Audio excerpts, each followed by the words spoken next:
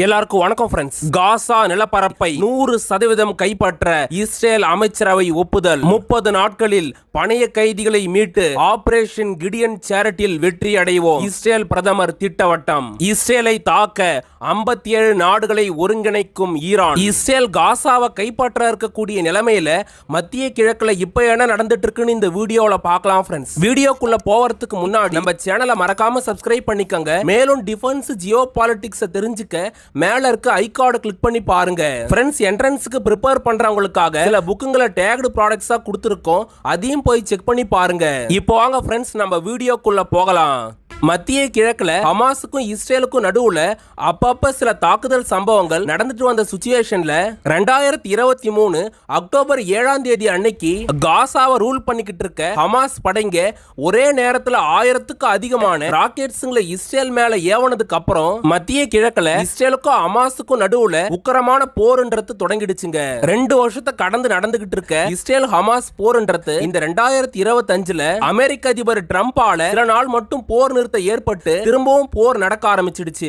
இப்படி இருக்க பார்த்து கடந்த 3 மாசமா இஸ்ரேல் பிரதமர் நெதன்யாகு காசா நிலப்பரப்புல இருந்து ஹமாஸ் படைங்களை முழுசா வெளியேற்றிட்டு காசா நிலப்பரப்பை 100% இஸ்ரேலோட கட்டுப்பாட்டின் கீழே கொண்டு வந்தா காசா நிலப்பரப்புக்கு கீழே ஹமாஸ் படைகளால அடைச்சி வைக்கப்பட்டிருக்க இஸ்ரேலிய பணைய கைதிங்க 50 பேரையும் இஸ்ரேல் ராணுவத்தால மீட்கவும் முடியும். அதே சமயம் சுமார் 365 சதுர கிலோமீட்டர் பரப்பளவு கொண்ட காசா நிலப்பரப்பு இஸ்ரேலுக்கு எதிர்காலத்திலையும் அச்சுறுத்தலா இல்லாத வகையில ஒட்டுமொத்த காசாவையும் கைப்பற்றத்துக்காக ஆபரேஷன் கிடியன் சேரிட்ன்ற பேர்ல காசா நிலப்பரப்பு மேல அதிதீவிர போரை தொடங்குறதுக்காக இஸ்ரேல் பிரதமர் பெஞ்சமின் நெதன்யாகு திட்டமிட்டு வந்ததா ஜியோ பொலிட்டிக்கல் எக்ஸ்பர்ட்டுங்க சொல்றாங்க.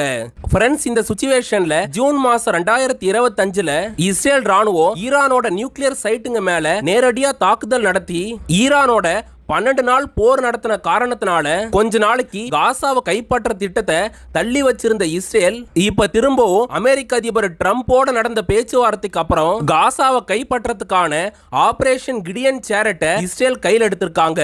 குறிப்பா சில நாளுக்கு முன்னாடி ஹமாஸ் படைங்க இஸ்ரேல் பணைய கைதிகள்ல இருந்து 2 பேரோட வீடியோ வெளியிட்டாங்க.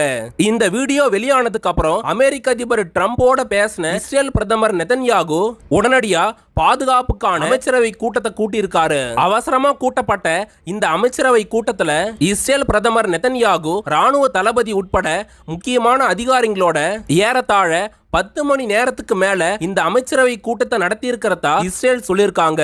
ஃப்ரெண்ட்ஸ், இப்படி இருக்க பார்த்து இந்த அமைச்சரவை கூட்டத்துல எடுக்கப்பட்ட முடிவுகளை இஸ்ரேல் பிரதமர் நெதன்யாகு காசாவுக்கான 5 அம்ச திட்டங்கள் என்ற பேர்ல காசா சம்பந்தமா முக்கியமான அறிவிப்பை வெளியிட்டு இருந்தாரு.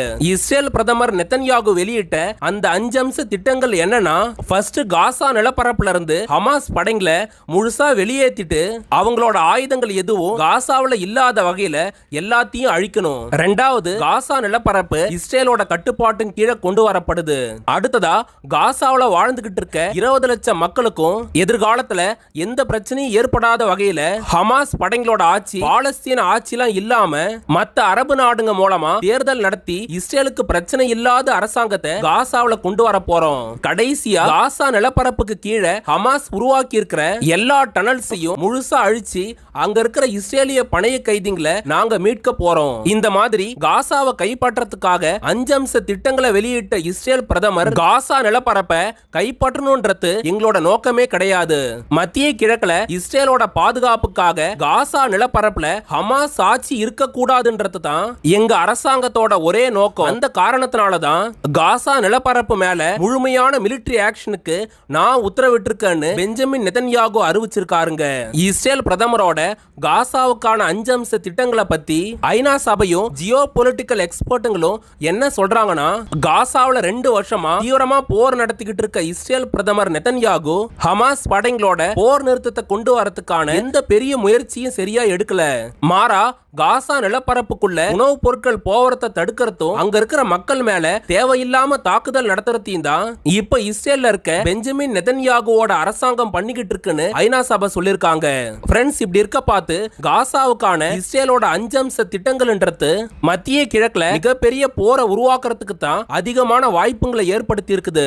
காசாவுல வாழ்ந்துகிட்டு இருக்க 20 லட்சம் மக்களை பத்தி பெருசா கவலைப்படாத இஸ்ரேல் அரசாங்கம் காசா நிலப்பரப்பு தனக்கான பாதுகாப்பு அச்சுறுத்தல் என்ற அந்த விஷயத்தை மட்டும் சொல்லி அக்டோபர் 7, 2025 அன்னைக்குள்ளார ஆபரேஷன் கிடியன் சேரட் மூலமா ஒட்டுமொத்த காசாவையும் இஸ்ரேலோட கட்டுப்பாட்டின் கீழே கொண்டு வர பார்த்து நெதன்யாகு மோசமான காரியத்தை பண்ணிக்கிட்டு இருக்கிறதா ஜியோ பொலிட்டிக்கல் எக்ஸ்பர்ட்டுங்க சொல்றாங்க.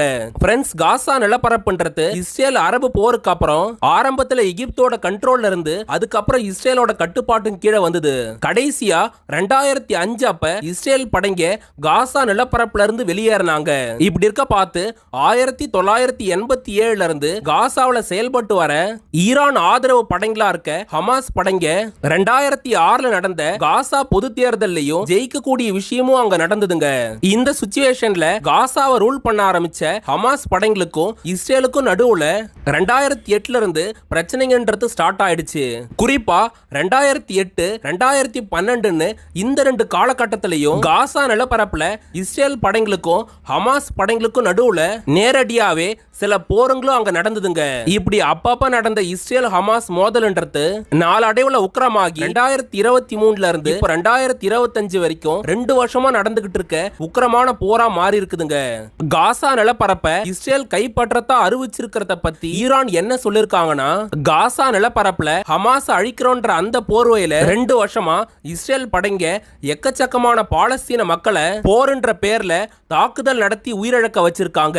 காசாவுல வாழ்ந்துகிட்டு இருக்க 20 லட்சம் பாலஸ்தீன மக்களுக்கும் சரியா உணவு கிடைக்கிறத கூட தடுக்கக்கூடிய இஸ்ரேல் பிரதமர் நெதன்யாகு இப்போ தன்னோட நீண்டகால திட்டமா வச்சிருந்த ஆபரேஷன் கிடியன் சேரட்ன்ற பேர்ல காசா நிலப்பரப்ப மொத்தமா ஆக்கிரமிக்கணும்ன்ற நோக்கத்தோட புது திட்டத்தை கையில் எடுத்திருக்காரு. இஸ்ரேல் அரசாங்கத்தோட இந்த காசாவை கைப்பற்ற திட்டம் இஸ்ரேலுக்கு எந்த வகையிலையும் மத்திய கிழக்குல பாதுகாப்பு கொடுக்காது. மாறா மத்திய கிழக்குல இஸ்ரேல்ன்ற ஒரு நாடே இல்லாம போகிறதுக்கான வாய்ப்பை தான் உருவாக்கும்னு ஈரான் இஸ்ரேலுக்கு எதிரான தன்னோட மிரட்டலை பகிரங்கமா அறிவிச்சிருக்காங்க.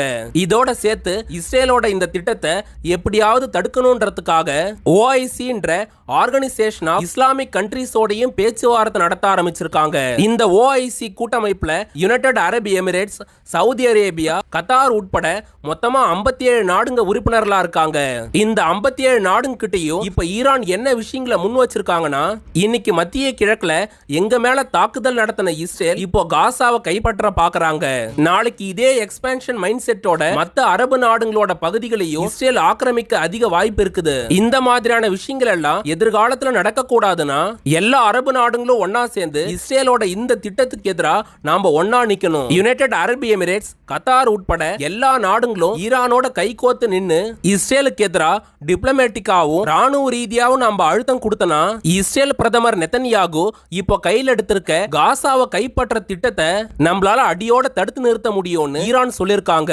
ஃப்ரெண்ட்ஸ், இந்த சிச்சுவேஷன்ல காசாவை கைப்பற்றத்துக்கு இஸ்ரேல் முயற்சி பண்றத பத்தி பிரிட்டன், பிரான்ஸ் உட்பட ஐரோப்பிய நாடுங்க என்ன சொல்லிருக்காங்கன்னா, மத்திய கிழக்குல இஸ்ரேல் மக்கள் வாழறதுக்கு அவங்களுக்கு எப்படி உரிமை இருக்குதோ அதே மாதிரி அந்த பகுதியில பாலஸ்தீன மக்கள் வாழறதுக்கும் எல்லா உரிமையும் அவங்களுக்கு இருக்குது. இப்படி இருக்க பார்த்து இஸ்ரேல் இந்த மாதிரி தன்னிச்சையா காசா நிலப்பரப்ப ராணுவ ரீதியா கைப்பற்ற முயற்சி பண்றத எங்களால ஏத்துக்க முடியாது. ஏற்கனவே இஸ்ரேல் பிரதமர் நெதன்யாகு காசாவுல பல போர் குற்றங்களை பண்ணிக்கிட்டு இருக்கிறதா ஐநா சபை தொடர்ந்து சொல்லிக்கிட்டு இருக்காங்க. இப்படி இருக்க பார்த்து இப்போ காசாவை ராணுவ ரீதியா முழுசா இஸ்ரேல் கைப்பற்ற முயற்சி பண்றது அது ஹமாஸோட கண்ட்ரோல்ல இருக்க இஸ்ரேலிய பணைய கைதிகளோட உயிருக்கு ஆபத்தை தான் ஏற்படுத்தும்னு பிரிட்டன் பிரதமர் கெய்ர் ஸ்டாமரும் பிரான்ஸ் அதிபர் இமானுவேல் மேக்ரானும் தன்னோட ஸ்டேட்மெண்ட்டை சொல்லிருக்காங்க. ஜெர்மனி அதிபர் இன்னும் ஒரு படி மேல போய் இஸ்ரேல் அரசாங்கத்துக்கு இதுக்கு மேல டெக்னாலஜிக்கலாவும் ராணுவ ரீதியாவும் நாங்க ஆயுதங்கள் தரமாட்டோம்னு ஜெர்மனி அறிவிச்சிருக்காங்க. காசாவை கைப்பற்ற இஸ்ரேல் முடிவு பண்ணிருக்கிறத பத்தி நீங்க என்ன நினைக்கிறீங்கன்றத கமெண்ட்ல சொல்லுங்க. வீடியோ இது வரைக்கும் பொறுமையா பார்த்ததுக்கு ரொம்ப நன்றிங்க. நம்ம சேனலை மறக்காம சப்ஸ்கிரைப் பண்ணிக்கங்க. எங்களுக்கு எதனா உதவ நினைச்சீங்கன்னா சூப்பர் தேங்க்ஸ் ஆப்ஷன் மூலமாவோ இல்லனா ஸ்கிரீன்ல தெரியுற QR கோட ஸ்கேன் பண்ணி உங்களால முடிஞ்ச ஹெல்ப் எங்களுக்கு பண்ணலாம் ஃப்ரெண்ட்ஸ். UPSC TNPSC எக்ஸாமினேஷனுக்கு ப்ரிப்பேர் பண்றவங்களுக்காக சில புக்குங்களை டேக்டு ப்ராடக்ட்ஸா கொடுத்திருக்கோம். அதையும் போய் செக் பண்ணி பாருங்க. உலக நாடுங்களோட வளர்ச்சிக்காக பாடுபடுறதா சொல்ற வல்லரசுங்களோட அதிபருங்க மக்கள் அழிக்கிற போருங்களை கைவிட்டு மக்களுக்கான அடிப்படை தேவையா இருக்க கல்வி, உணவு, இருப்பிடம் மாதிரியான விஷயத்துக்கு முக்கியத்துவம் கொடுக்கணுங்க.